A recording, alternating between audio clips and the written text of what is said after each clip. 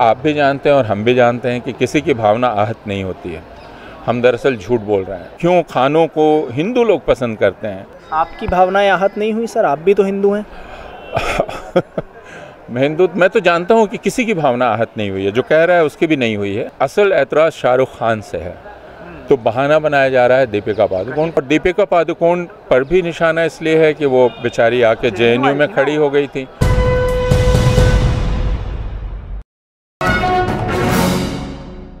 Pathan film को लेकर इस वक्त माहौल गरमाया हुआ है। आप ट्विटर पर देख रहे हैं या जगह जगह प्रदर्शन किए जा रहे हैं कि भाई भगवा रंग का अपमान हो गया, हिंदू धर्म का अपमान हो गया, हिंदुओं की भावनाएं आहत हो गई। लेकिन वहीं दूसरी तरफ अगर आप नज़र डालें तो मीडिया का एक बड़ा तबका ऐसी तमाम चीज़ें तो दिखा रहा है, मगर फिल्मी दुनिया के एक बड़े सितारे अमिताभ बच्चन, जिन्होंने कोलकाता फिल्म फेयर में जो लफ्ज़ कहे और जो बातें कही उसको पूरी तरह से छुपाया गया। शाहरुख खान ने भी उसमें बहुत सारी पॉजिटिव बातें कही, उनको भी नहीं दिखाया गया। तो विवाद आखिर किस चीज़ पर है और मीडिया किस चीज़ को मुद्दा बना रहा है? मेरे साथ बातचीत करने के लिए अपूर्वानंद जी मौजूद हैं। पूरे मुद्दे पर बातचीत रखेंगे। सर, सबसे पहला सवाल आपसे ये है कि पॉजिटिविटी, सबसे पहले ये बताइए कि नेगेटिविटी और पॉजिटिविटी, इन दोनों को लेकर अगर हम समझें तो कौन सी चीज़ सबसे ज़्यादा इस वक्त हमारे लिए ज़रूरी हो गई है मौजूदा हालात को देखते हुए? देखिए, शाहरुख खान ने दोनों अल्फाज को उलट दिया। जिस तरह अभी तक इस्तेमाल किए जाते थे जी। उनको नेगेटिव कहा जाता था, जो इस हुकूमत की आलोचना करते हैं, और बार बार उनसे कहा जाता था कि आप पॉजिटिव रहें, यानी आप सरकार के पक्ष में क्यों नहीं बोल रहे हैं, अच्छी बातों की तरफ इशारा क्यों कर रहे हैं, आलोचना क्यों कर रहे हैं। शाहरुख खान ने उसको उलट दिया और शाहरुख खान ने कहा कि जो लोग नफ़रत के ख़िलाफ़ बोलते हैं, जो दिमागी सक्रेपन के ख़िलाफ़ बोलते हैं, वे पॉजिटिव हैं। तो उन्होंने कहा जो पॉजिटिव लोग हैं वो ज़िंदा हैं, चाहे लोग जो भी चाहें या जो भी कहें। और इसमें एक छिपा हुआ संदेश है कि आप कितना भी आक्रमण करें आलोचकों पर, वे पॉजिटिव लोग जो कि नफ़रत के ख़िलाफ़ हैं, सक्रेपन के ख़िलाफ़ हैं, जो विभाजन के विरुद्ध हैं, समाज में घृणा के विरुद्ध हैं, हिंसा के विरुद्ध हैं, वे पॉजिटिव लोग ज़िंदा हैं। यानी जो लड़ रहा है वो ज़िंदा है और उसको ख़त्म नहीं किया जा सका है। तो ये बहुत महत्वपूर्ण बात थी जो शाहरुख खान ने अपने अंदाज़ में कही और उसको लोगों ने समझा भी। लेकिन जैसा देखा गया कि हिंदी के मीडिया ने उसको पूरी तरह से नज़रअंदाज कर दिया, उस पर कोई चर्चा नहीं की, जबकि वो हिंदुस्तान के आज के सबसे बड़े सितारे का बयान है और जिसके छोटे से छोटे बयान पर पहले आसमान सर पे उठा लिया जाता था। लेकिन इस बयान को पूरी तरह दिखाया ही नहीं, नज़रअंदाज कर दिया। अंग्रेज़ी के कुछ अखबारों ने इस पर ध्यान दिया, लेकिन मुझे लगता है, मैं टीवी देखता नहीं हूँ, लेकिन शायद टीवी मीडिया ने, टेलीविज़न मीडिया ने भी इस पर ध्यान नहीं दिया। और दूसरी तरफ अमिताभ बच्चन के बयान पर भी ध्यान नहीं दिया। उन्होंने क्या कहा सर? अमिताभ बच्चन ने और भी महत्वपूर्ण बात कही। शाहरुख खान से एक कदम आगे जाकर अमिताभ बच्चन ने अपना लंबा वक्तव्य दिया, जिसमें उन्होंने भारतीय फिल्म इतिहास का सर्वेक्षण प्रस्तुत किया। लेकिन सर्वेक्षण जिस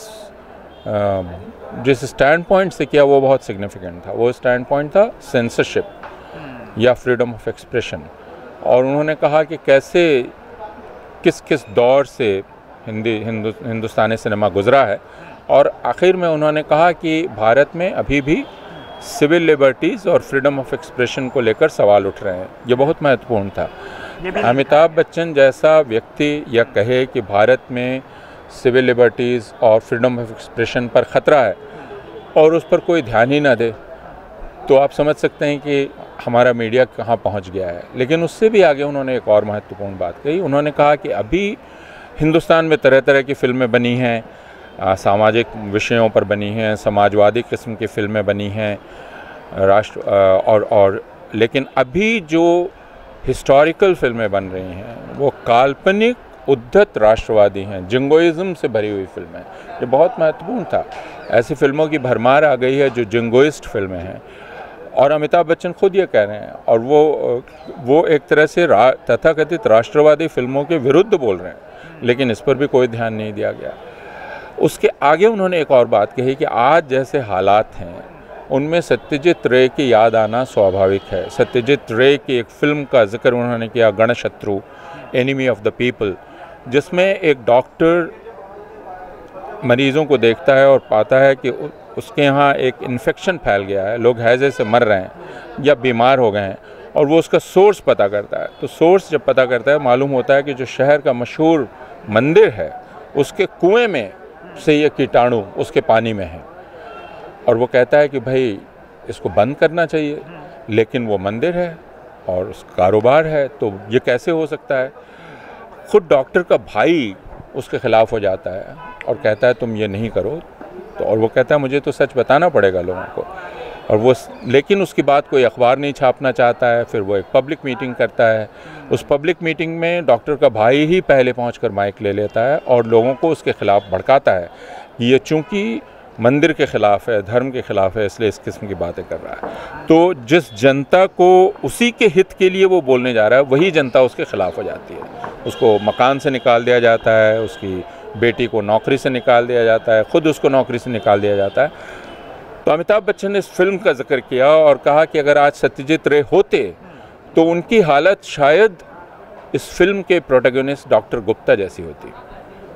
अब ये बहुत सिग्निफिकेंट है, यानी वो ये कह रहे हैं कि जो इंटेलेक्चुअल है वो गणशत्रु हो जाएगा, डॉक्टर गुप्ता की तरह हो जाएगा। तो अमिताभ बच्चन ने कहा नहीं, लेकिन कौन है वो? जैसे मेधा पाटकर को गुजरात में प्रधानमंत्री ने कहा कि वो एनिमी ऑफ गुजराती पीपल हैं, है ना। तो intellectuals enemy of the people हैं, अर्बन नक्सल हैं, ये बार बार कहा जाता है। यही बात अमिताभ बच्चन कह रहे थे। तो ये तो धर्म की अफीम चटाकर असल चीज़ों से दूर रखा जा रहा है। बिल्कुल, उन्होंने कहा जिंगोइज्म, राष्ट्रवाद और उन्मादी राष्ट्रवाद या उद्धत राष्ट्रवाद। ये उतरेगा कैसे नशा? नशा उतरेगा जब लोगों को बार बार आप ये बताएं कि असलियत क्या है और आप कहाँ हैं, और हम ईमानदारी से बात करें। लेकिन बताने वालों की जो तादाद है उस पर भी तो कुछ फ़र्क पड़ता है ना, कि बताने वाले कितने किधर हैं, पूरा मीडिया उधर है। हाँ, अभी है, और इसीलिए अमिताभ बच्चन ने एक निराशाजनक बात कही। अमिताभ बच्चन ने कोई पॉजिटिविटी की बात नहीं की। उन्होंने कहा अगर सत्यजीत रे होते तो उनकी ये गत होती, ये कह रहे हैं वो।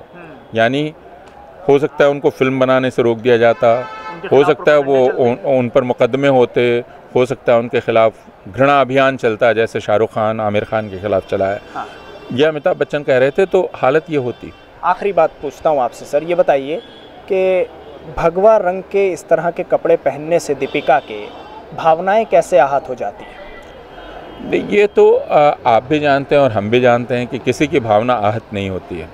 हम दरअसल झूठ बोल रहे हैं, और उसमें निशाना दीपिका पादुकोण तो हैं, लेकिन उनसे ज़्यादा शाहरुख खान है, और असल एतराज़ शाहरुख खान से है। तो बहाना बनाया जा रहा है दीपिका पादुकोण को, ये तो, और दीपिका पादुकोण पर भी निशाना इसलिए है कि वो बेचारी आके जेएनयू में खड़ी हो गई थी। तो ये एक घातक मेल हो गया। शाहरुख खान को तो निशाना बनाया ही जा रहा है, और ये एक लंबे अरसे से है कि क्यों खानों का हाँ बोलबाला है, और क्यों खानों को हिंदू लोग पसंद करते हैं, क्यों वो उनको अपना स्टार मानते हैं। तो ये इसलिए एक लगातार कोशिश चल रही है कि नफ़रत पैदा की जाए, घृणा पैदा की जाए। और लेकिन आप देख रहे हैं कि इससे ख़तरा ये पैदा हो गया है कि पठान शायद सुपरहिट हो जाए। मैं इस तरह की फिल्में नहीं देखता, लेकिन शायद ये हो। आपकी भावनाएं आहत नहीं हुई सर? आप भी तो हिंदू हैं। मैं तो जानता हूँ कि किसी की भावना आहत नहीं हुई है, जो कह रहा है उसकी भी नहीं हुई है। लेकिन हिंदुस्तान में एक उद्योग चल पड़ा है, जो उद्योग नकली घाव बनाता है ना। जैसे आपको घाव लगा, असली घाव है तो मान सकता हूँ, लेकिन आप एक नकली घाव बना के दिखाते चलते हैं, देखो मुझको घाव लग गया, जबकि घाव है नहीं। तो ये एक फेक हार्ट सेंटिमेंट इंडस्ट्री चल रही है, जिसकी कोई सेंटिमेंट हर्ट नहीं हुआ है, उसको मज़ा आ रहा है शायद उसमें, लेकिन वो ये सोच रहा है इसका इस्तेमाल किया जा सकता है शाहरुख खान और इसके ख़िलाफ़ और मुसलमानों के ख़िलाफ़ उस बहाने, तो क्यों ना इस्तेमाल कर लिया जाए। ठीक, बहुत शुक्रिया सर बातचीत करने के लिए पूरे मुद्दे पर। हमारे साथ प्रोफेसर अपूर्वानंद जी इस वक्त मौजूद थे, जिन्होंने पठान मूवी को लेकर कई महत्वपूर्ण बातें कही हैं।